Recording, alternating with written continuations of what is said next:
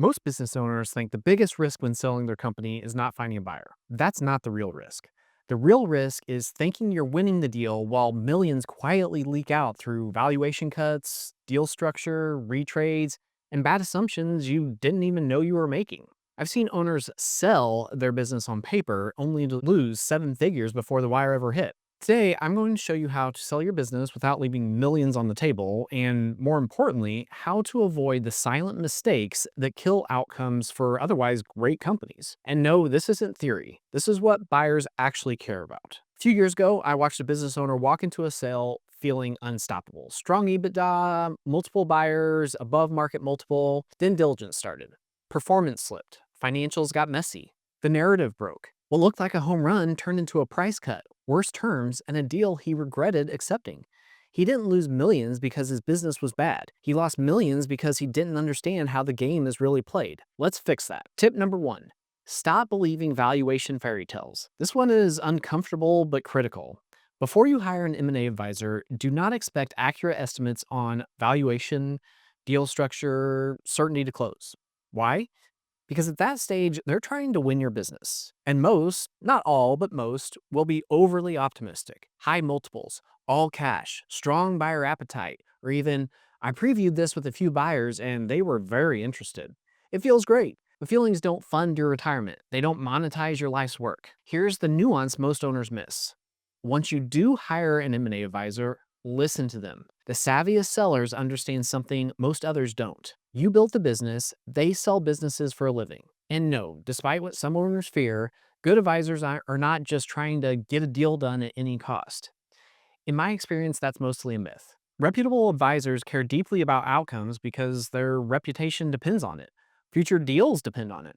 Referrals depend on it. If your advisor is pushing back, challenging assumptions, or slowing you down, that's often a sign you've hired the right one. To recap here, bankers and brokers might be the typical sales guy prior to signing the engagement letter, but once you do sign it, listen to what they say and follow through on it. Tip number two, understand transaction dynamics before they cost you. Most owners sell a business once. Buyers do it repeatedly. That gap in experience is expensive. You need to understand deal timing and why delays kill leverage, how deals are structured, cash, rollover, earnouts, what legal documents actually mean, not just what they say. Here's the mistake. Owners focus on the headline number. Buyers focus on risk transfer, cash flow stability, downside protection. If you don't understand how structure affects your real outcome, you're negotiating blind.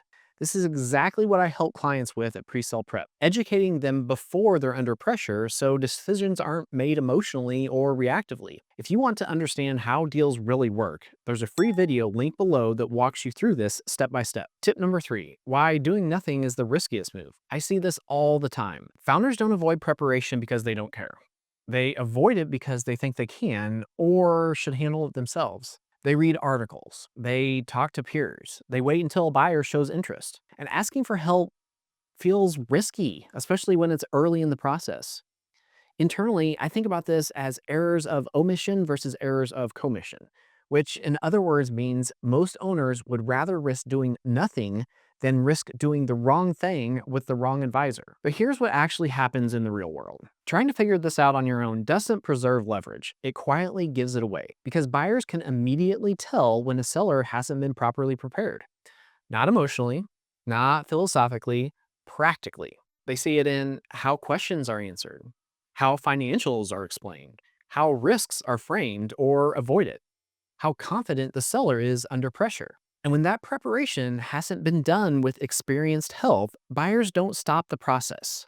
They simply protect themselves. That protection shows up as more conservative pricing, tighter deal structures, earnouts instead of cash, new issues discovered during diligence. This is why I tell owners this step alone can be a difference between a good exit and a disappointing one. Getting help early isn't about committing to a sale. It's about learning the rules of the game before the buyer gets leverage. It's about being in a position to say no.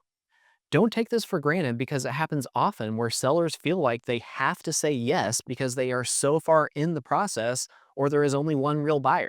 Getting you in that position of strength is exactly what we do at Presale Prep. We help owners pressure test their business, identify buyer concerns before buyers do, and make smart adjustments early when they still control the outcome. If you're a business owner doing 5 million plus in revenue and an exit is even possibly in the next few years, this is the moment that matters.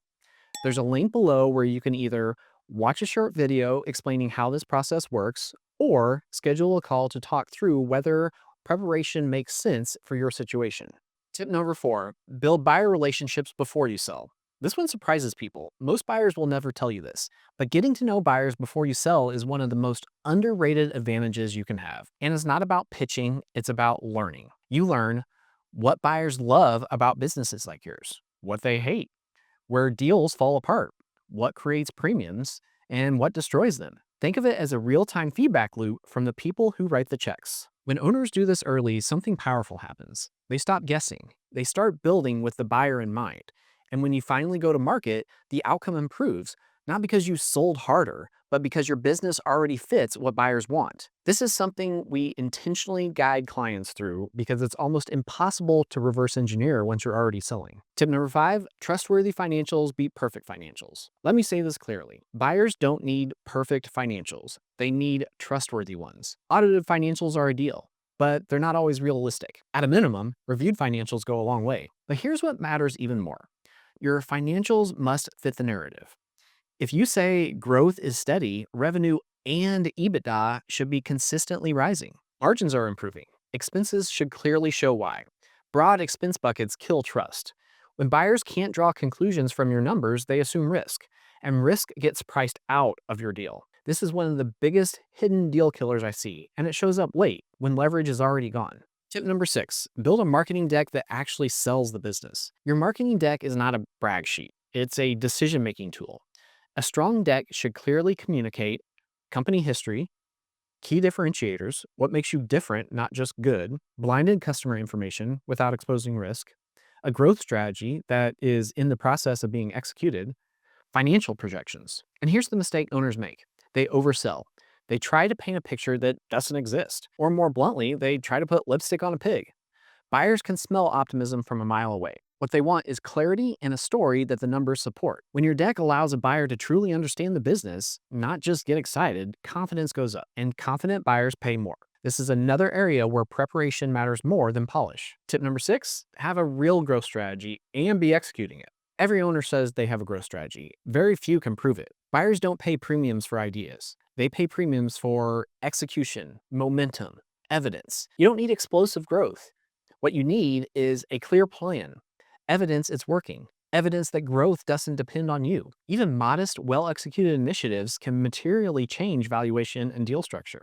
This is where preparation can literally create millions in incremental value. It is also an area where buyers want to feel their confidence is reciprocated.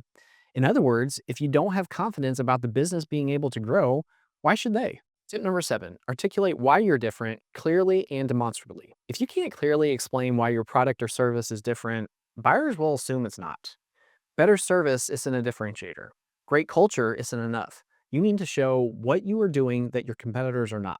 What you say no to, even though it feels tempting to say yes. Evidence that those first 2 items are defensible and ideally lead to your ability to charge higher prices. This reduces perceived competition, and reduced competition equals better terms. Simple math. The real truth about not leaving millions on the table. Here's the uncomfortable stat. Roughly 80% of businesses listed for sale don't actually sell. Not because they're bad businesses, but because they weren't prepared. Owners overestimate readiness. Buyers underwrite risk. Preparation closes that gap. That's why my coaching works like insurance. The risk of doing nothing, potentially millions. The upside of doing this right, more control, better terms, more certainty, and in some cases, a completely different life after the exit. And yes, if a business is large enough and goes through our process properly, I'll even make an offer to buy it myself. That's how strongly I believe in this. If you're a business owner doing 5 million plus in revenue and you're even thinking about selling in the next few years, do not wait until a buyer controls the conversation. There's a free video linked below that explains exactly how we help owners prepare their business the right way, before mistakes become irreversible. Or if you want to talk through your situation specifically, you can schedule a call directly. Selling your business should be the reward for years of work, not a lesson you paid millions to learn. And if you want to be in the top 20% that actually sell well, preparation is not optional.